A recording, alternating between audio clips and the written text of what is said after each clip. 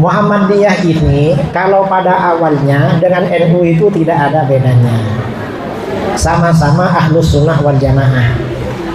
Karena Ki Ahmad Dahlan itu satu perguruan dengan Ki Hasyim Asy'ari. Bedanya NU ini biasanya mengurusi pesantren dan masyarakat pedesaan, Muhammadiyah mengurusi sekolah dan masyarakat perkotaan. Di dalam fikih sama-sama mazhab Syafi'i, akidah Asy'ari orang-orangnya sufi. Bahkan awal-awal dulu orang Muhammadiyah di pusatnya di Yogyakarta, kalau mengadakan perayaan Maulid dan Isra Mi'raj itu meriah sekali, lebih meriah daripada NU. Belakangan setelah kiai-kiai di Muhammadiyah banyak meninggal dunia, akhirnya dimasuki Wahabi. Makanya Muhammadiyah jadinya setengah Wahabi. Kalau Wahabi itu sesat, yang Muhammadiyah yang setengah Wahabi otomatis setengah sesat itu. Setengah aja sesatnya, karena nggak benar-benar Wahabi, tapi ada Wahabinya ini. Makanya Muhammadiyah ini nggak mau ziarah kubur, nggak mau tahlil, itu yang Muhammadiyah, yang Wahabinya. Kalau yang mirip-mirip dengan kita itu yang nggak sesat.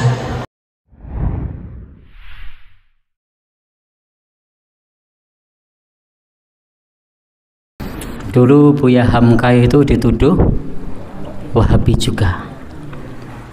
Jadi padahal kita melihat Buya Hamka ini adalah seorang yang moderat, tapi karena tegas dalam masalah tauhid, beliau dituduh Wahabi. Nah, sehingga perlu dirinci apa yang dimaksud dengan Salafi Wahabi ini. Karena kalau kemudian setiap kita yang berusaha untuk konsekuen anti TBC lalu dituduh Wahabi, nah, maka nanti jadi aneh. Karena memang ini adalah perjuangan dari Muhammadiyah, itu adalah gerakan tajdid. Tajdid itu gerakan pembaruan dalam agama, itu bukan tambah baru, bukan, tapi kembali kepada sumbernya. Jadi kalau pembaruan dalam agama itu adalah kembali kepada sumbernya. Maka kalau sumbernya dulu Nabi itu diutus adalah untuk manusia berikrar la ilaha illallah, tidak ada sesembahan yang berhak disembah melainkan Allah. Lalu kemudian kalau kita menyeru ke sana kemudian dituduh Wahabi, maka istilah Wahabi ini masih bias. Siapa yang dimaksud dengan Wahabi?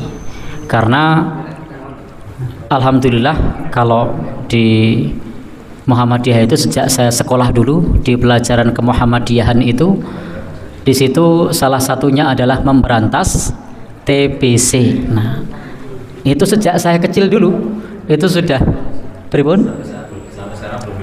Ya, itu masih disampaikan bagaimana berusaha untuk memberikan edukasi agar kita umat Islam itu terjauh dari TBC. TBC itu bukan penyakit paru-paru tuberkulosis, bukan, tapi takhayul, bid'ah dan hurufat.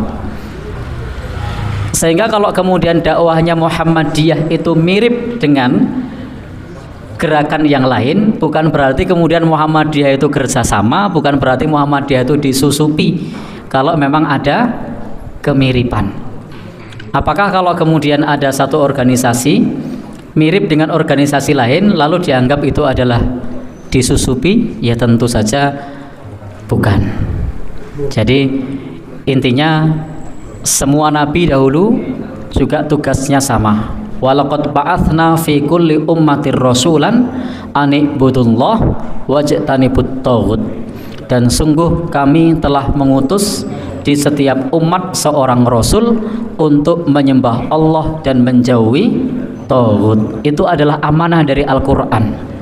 Jadi itu adalah amanah dari Al-Qur'an, menyeru kepada manusia untuk menyembah Allah dan menjauhi taghut.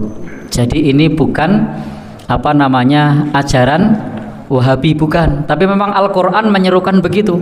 Kalau kemudian ada orang yang disebut Wahabi seperti itu, atau ada kelompok yang disebut Salafi juga seperti itu, maka itu sesungguhnya bagian dari amanah untuk menyeru kepada manusia menyembah Allah dan menjauhi taghut. Nah, apa sih yang disebut dengan taghut? Kullu mayyubad min dunillah, segala sesuatu yang disembah selain Allah. Maka para ulama menjelaskan agar kita betul-betul menyembah Allah, karena taghut itu ada ma'bud, ada muta', ada matbu'.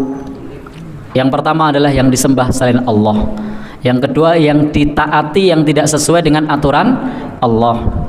Yang ketiga yang diikuti tidak sesuai dengan tuntunan Allah.